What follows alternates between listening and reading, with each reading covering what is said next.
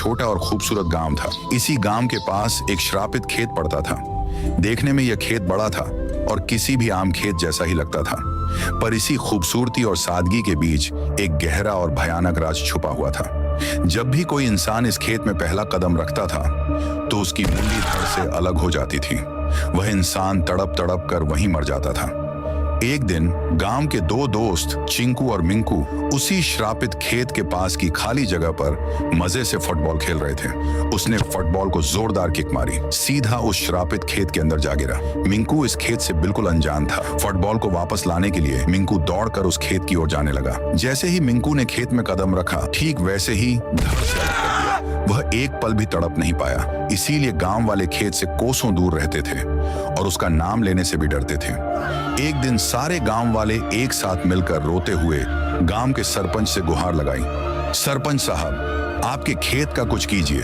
रोजाना यहाँ कोई ना कोई घूमने वाला या कोई नया इंसान उस खेत में जाता है और पल भर में उसकी मुंडी धड़ से अलग हो जाती है। कुछ कीजिए, हमारे गांव का नाम मिट्टी में मिल रहा है।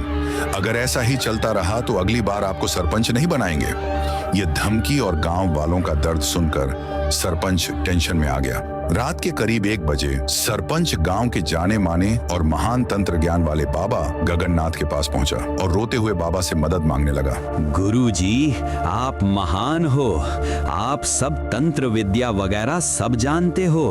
बस मेरी समस्या का समाधान निकालो।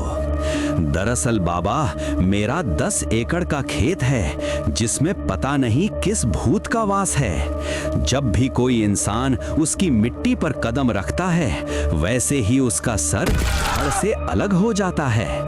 रोजाना 2-3 लोग अनजाने में मर जाया करते हैं। आप ही कुछ कीजिए। बाबा गगननाथ बोले, बालक, यह कोई साधारण भूत का वास नहीं है। उस खेत में एक भूतिया और बड़ी खतरनाक पत्थर की मूर्ति है। वह मूर्ति किसी थूंग थूंग नाम की शक्ति की है। उसे अक्सर इंसान का ताजा खून चाहिए होता है। इसीलिए जब भी कोई शख्स उस खेत में आता है तो वह उसे जान से मार देता है। तुम्हें अगर इस समस्या से छुटकारा पाना है तो तुम्हें एक काम करना होगा।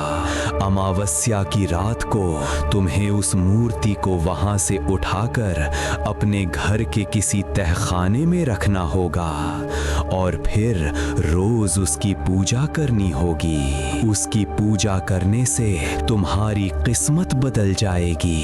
तुम्हारे पास धन दौलत और सुख आ जाएंगे, क्योंकि ये मूर्ति बहुत पावरफुल है। मैं अगर चाहूं तो उस मूर्ति को खुद ही ले लूं, पर जितना सुख उतने ही भयानक अंजाम भी होते हैं।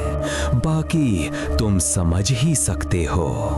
अब जाओ यहाँ से। ये बात सुनकर सरपंच के रोंगटे खड़े हो गए, लेकिन तुरंत ही उसके अंदर लालच की एक मुस्कान जाग उठी। अमावस्या की गहरी रात में वह श्रापित खेत और भी ज्यादा भयानक लग रहा था। चारों ओर अजीबोगरीब आवाजें सुनाई दे रही थीं, जैसे कोई सिसक रहा हो या हंस रहा हो। गांव के कुत्ते भी लगातार भौंक रहे थे। सरपंच डरते डरते और सहमे हुए उस श्रापित खेत की ओर बढ़ रहा था। उसके दिल में जबरदस्त खौफ था। खेत के ठीक 1 कदम की दूरी पर आकर वह रुक गया। उसे डर लग रहा था कि कहीं खेत में कदम रखते ही उसका हाल भी उन बाकी मरने वालों जैसा ना हो जाए। उसने आंखें बंद करके हिम्मत जुटाई और फिर भी सरपंच अंदर आ गया, लेकिन इस बार कुछ नहीं हुआ। उसकी धड़कनें थोड़ी कम हुई। वह चारों ओर डरते हुए अपनी नजर घुमाता है, पर जैसे ही उसने सामने देखा तो उसके होश उड़ गए। सच में वहां थूंग थूंग की पत्थर की मूर्ति रखी हुई थी। वह दिखने में बहुत गुस्सैल थी। उसके हाथ में एक बड़ी सी धारदार चाकू थी, जिसे उसने आसमान की ओर उठा रखा था। मूर्ति की आंखें ऐसी थीं जैसे वह अभी जिंदा होकर हमला कर देगी। मूर्ति को देखकर सरपंच के डर पर उसके लालच ने काबू पा लिया। वह सीधा मूर्ति की ओर तेजी से दौड़ा। उसने हिम्मत करके उस थूंग थूंग की मूर्ति को उठाया और तुरंत अपने घर की ओर ले जाने लगा। सरपंच ने उस थूंग थूंग की मूर्ति को अपने बड़े बंगले के एक बंद तहखाने में छिपाकर स्थापित कर दिया। सरपंच अब बहुत खुश था क्योंकि उसे जल्द से जल्द बस अमीर होना था। उसे धन दौलत, सुख और पावर चाहिए थी। रात का सन्नाटा हवेली को और भी ज्यादा भयानक बना रहा था। सिर्फ हवा के ठंडे झोंकों की साएं साएं और दूर कहीं कुत्तों के भौंकने की आवाज और रोज से कहीं ज्यादा यह बंगला डरावना लग रहा था। तभी अंदर से एक चिल्लाने वाली आवाज आई जिसने उस सन्नाटे को एकदम से शांत कर दिया। अंदर पायल अपनी माँ पर चिल्लाकर बोली, माँ, ये क्या जुल्म है? मैं तुम्हारे कहने पर अपना कॉलेज, अपनी दोस्ती सब छोड़कर इस टूटी फूटी हवेली में आ गई और अब तुम कह रही हो कि मुझे यहाँ एक हफ्ता रुकना होगा। ये पागलपन की हद है। क्या मजाक चल रहा है? मेरी बात कान खोल कर सुन। कल रात तुझे तहखाने में जाना पड़ेगा। वहाँ थूंग थूंग की मूर्ति है। तुझे उस मूर्ति की बिना कपड़े पहने पूजा करनी होगी। क्या माँ, तुम्हारा दिमाग खराब हो गया है क्या?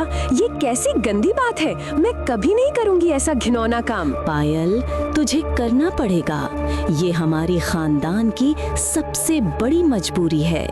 एक ऐसा काला राज जो सदियों से हमारी नसों में खून बनकर दौड़ रहा है। माँ, बस करो ये रहस्य की बातें। तुम बार बार यही कह रही हो, लेकिन बताती क्यों नहीं कि आखिर माजरा क्या है? रिया बेटा, अगर हमें ये दौलत, ये अमीरी चाहिए तो तुझे ये कुर्बानी देनी ही होगी।